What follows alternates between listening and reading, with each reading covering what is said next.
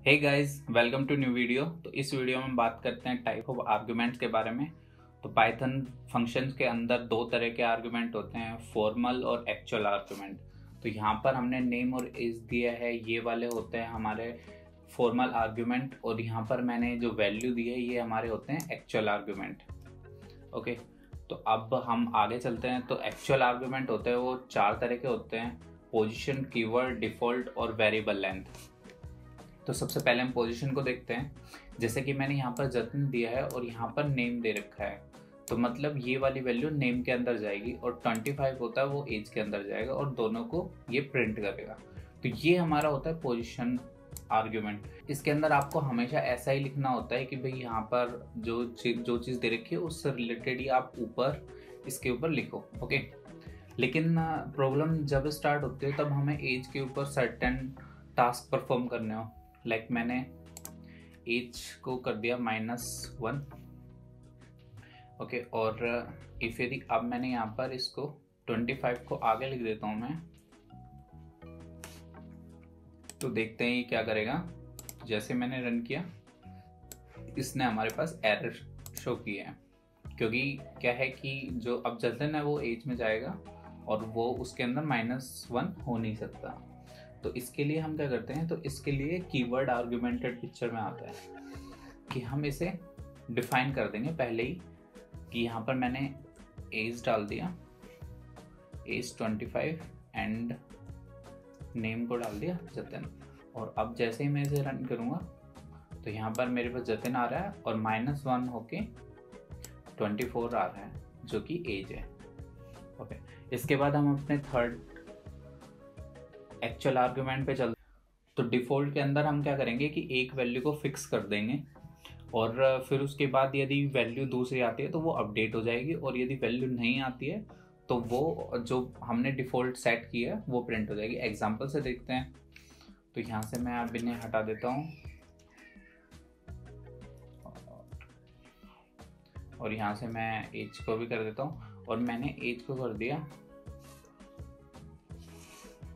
18। और यहाँ पर अब मान लीजिए कि इफ यदि मैं यहाँ पर एज को 18 ना करके सबसे पहले अब मैं यदि एक ही पैरामीटर देते हैं और रन करता हूँ मैं इसे, तो ये हमें एरर शो कर रहा है कि भाई एज आपने मिसिंग कर दिया। लेकिन मैंने यहाँ पर एज को 18 कर दिया, तो ये बाय डिफ़ॉल्ट जब 18 उठा लेगा यहाँ से, और मैंने कोई भी वैल्यू नहीं दी। और इफ यदि मैं नई वैल्यू दे देता हूँ तो ये इसे अपडेट कर देगा। तो ऐसे आप डिफ़ॉल्ट का यूज़ करते हो। अब हमारा नेक्स्ट आता है वेरिएबल लेंथ। तो वेरिएबल लेंथ के अंदर मैं क्या करता हूँ कि इस वाले एग्जांपल को थोड़ा सा चेंज कर देता हूँ, क्योंकि जो ऐड का एग्जांपल है वो ज़्यादा सूटेबल रहेगा इसके अंदर। तो यहाँ पे मान लीजिए कि मुझे सम करना है, ए बी ले लिया मैंने, और सी के अंदर हमने a + b कर दिया, और यहाँ पर प्रिंट कर दिया हमने c को। और अब मैं फंक्शन को कॉल करा लेता हूँ, सम, और यहाँ पर मैं आर्गुमेंट दे देता हूँ 5 और 6। ठीक है, मैंने रन किया तो मेरे को 11 मिल गया। लेकिन मान लीजिए कि अभी मुझे यहाँ पर तीसरी वैल्यू को डालना है, लेकिन मेरे को यहाँ पर 7 को भी करना है। तो आपके मन में आ रहा होगा, बिल्कुल हम यहाँ पर इसको ऐसा करते हैं कि इसको डी में स्टोर कर लेते हैं और a प्लस और डी कर देते हैं और रन करते हैं हम इसे। तो एज यू कैन सी 18 आ रहा है। अब मान लीजिए कि मुझे 100 वैल्यू को ऐसे ही करना है कि 100 वैल्यू है मेरे पास और उन्हें करना है। तो कैसे करेंगे, तो 100 वैल्यू के लिए तो आप नहीं लिख सकते ऐसे। तो उसके लिए हम यूज़ करते हैं कि भाई आपको स्टार और फिर जो भी नेम देना चाहें आप वो दे सकते हैं। ठीक है, तो उसके लिए जैसे मान लीजिए कि अब मुझे ये है कि मुझे एक वैल्यू तो पता है कि तब आप सम करते हो तब ऐसा होता है कि आपके पास एक वैल्यू तो रहती है, और सेकंड थर्ड फोर्थ जितनी भी है वो हमें नहीं पता कि भाई कितनी वैल्यू है, कि यहाँ से जितनी भी वैल्यू आए वो हमें सारी की सारी वैल्यूज उठानी है। ओके, तो इसके लिए आप यूज करोगे ए स्टार बी। स्टार बी का मतलब होता है कि जितनी भी वैल्यू है वो सब स्टार बी के अंदर सेव होगी। तो ये वेरिएबल के उसमें नहीं होगी, ये होगी ट्यूपल के उसमें फॉर्म में।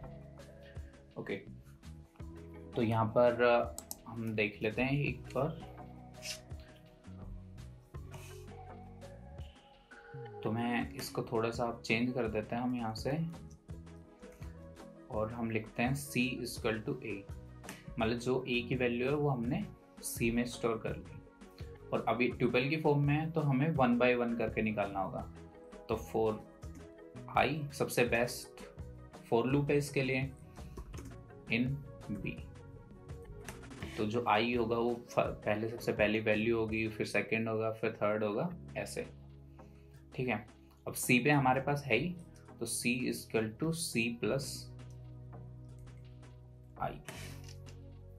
ये क्या किया है कि जो यहाँ पर होगा तो यहाँ पर a की वैल्यू आएगी, और फिर अब i से जो वैल्यू होगी उससे प्लस करेगा ये, फिर वापस जाएगा तो ये अपडेट हो जाएगी। ऐसे ये लूप चलेगा। प्रिंट सी कर दिया, और अब हम इसे रन करते हैं। तो एज यू कैन सी मेरे पास 18 आ रही है। अब चाहे मैं इसे 78 कर दूं, और फिर मैंने रन किया इसे तो 89 आ गई हमारे पास।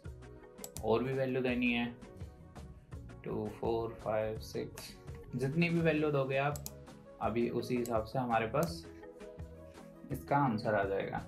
ओके, इसका एक और तरीका है कि मान लीजिए कि आपको फर्स्ट भी नहीं ये नहीं करना डिफाइन, तो सिर्फ आप स्टार भी दे सकते हैं, एक हटा दीजिए और यहाँ पर बस इसको 0 सेट कर दीजिए कि भाई सी में 0 है।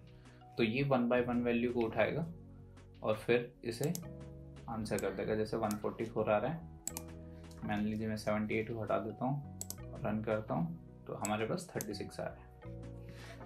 ओके, कैसा लगा आपको ये वीडियो? यदि अच्छा लगा तो लाइक शेयर सब्सक्राइब कर दो, और यदि कोई प्रॉब्लम आती है तो कमेंट सेक्शन में आप पूछ सकते हो, और नए हो तो यार बिल्कुल सब्सक्राइब करके जाओ।